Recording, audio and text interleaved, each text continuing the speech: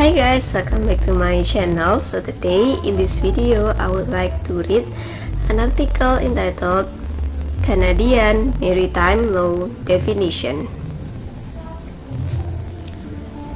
So Canadian Maritime Law means the law that was administered by the Executive Court of Canada on its Admiralty side by virtue of the Admiralty Act, Chapter A, Part 1 of the revised Statutes of Canada 1970 or any other statute, or that would have been so administered if the court had on its Admiralty side unlimited jurisdiction in relation to maritime and admiralty matters, as the law has been altered by this act or any other act of Parliament.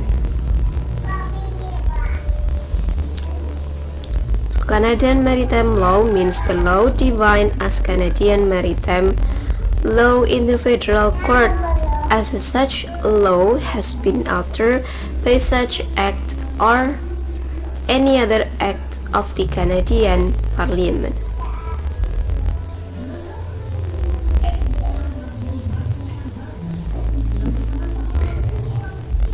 Canadian Maritime Law means the law that was administered by the Executive Court of Canada on its Admiralty side by virtue of the Admiralty Act, Chapter A, Part 1 of the revised Statute of Canada 1970 or any other statute, or that would have been so administered if the court had on its Admiralty side unlimited jurisdiction in relation to maritime and admiralty matters, as that law has been altered by this act or any other act of Parliament in the wake of a lengthy series of judgments concerning the federal court jurisdiction. The Supreme Court recognized an ITO v. Maida Electronic Inc. the existence of a uniform Canadian maritime law covering the entire field of federal jurisdiction in the matter and excluding the supplementary use of provincial law. So based essentially on the common law of England, it held Canadian maritime law thus embraces their certain principles originating in English maritime law which have been received in Canada law.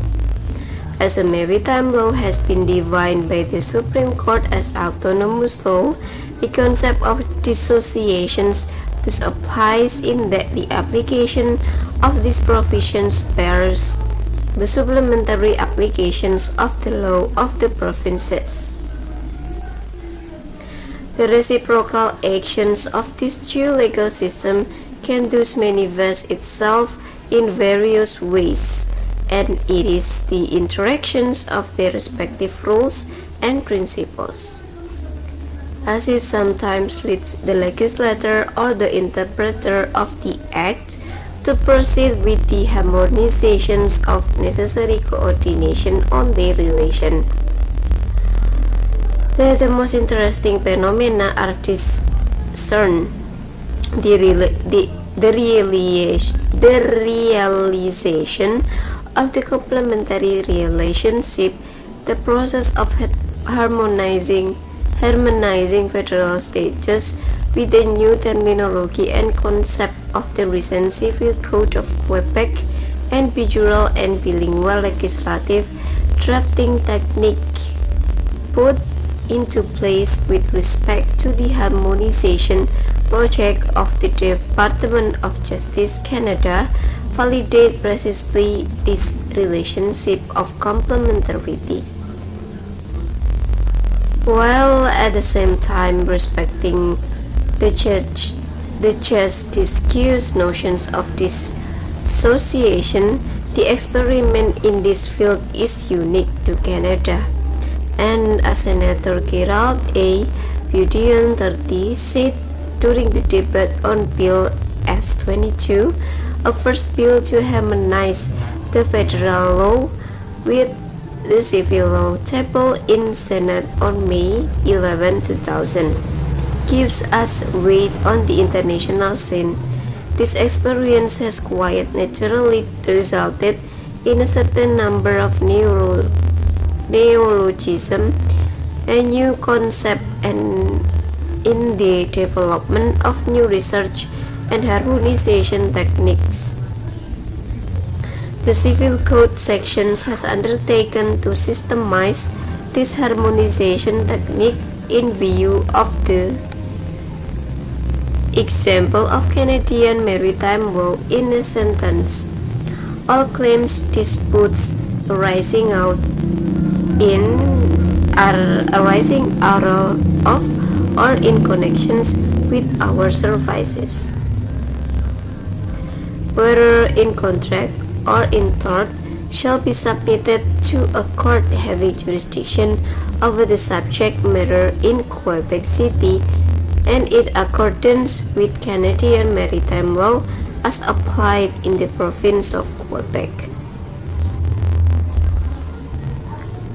Any dispute arising under or in relation to this agreement shall be governed by the laws of the province of Nova Scotia and Canadian maritime law, and any action to enforce this agreement must be brought exclusively in the courts of Nova Scotia or the Federal Court of Canada. This part applies in respect of a claim that is made or a remedy that is sought under or by virtue of Canadian maritime law as defined the Federal Court Act or any other law of Canada in relation to any matter coming within the class of navigation and shipping. First, it introduced the notion of uniformity of Canadian maritime law, an idea that would become fundamental to the concept of Canadian maritime law. This way, bill shall be governed by Canadian maritime law, as this expression is defined at Section 2 of the Federal Court Act. The MLA, which applies to all incidents governed by Canadian maritime law, provides a uniform method for establishing liability that balances the interests of ship owners and passengers.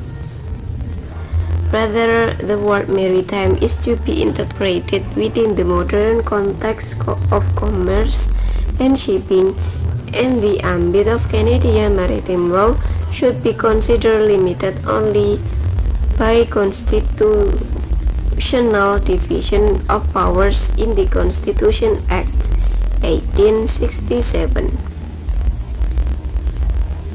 The rules shall be construed, interpreted, and applied in accordance with Canadian maritime law. The scope of Canadian maritime law is not limited by the scope of English admiralty law at the time of its adoptions into Canadian law in 1934. Although most of Canadian maritime law with respect to issue of tort, contract, agency, and bailment is founded upon the English common law, there are issues specific to maritime law where reference may fruitfully be made to the experience of other countries, and especially because of the genesis of admiralty jurisdiction to civilian experience. Related to Canadian maritime law, POPI Act means the Protection of Personal Information Act of 2013 as may be amended from time to time. UK Burberry Act means XXX 000 of the United Kingdom as amended and the rules and regulations thereunder. ACNC Act means the Australian Charities and Non-Profits Commissions Act 2012. So the time is up and the article will be continued to read on the next video. So bye bye, and don't forget to like, comment, and subscribe. Bye.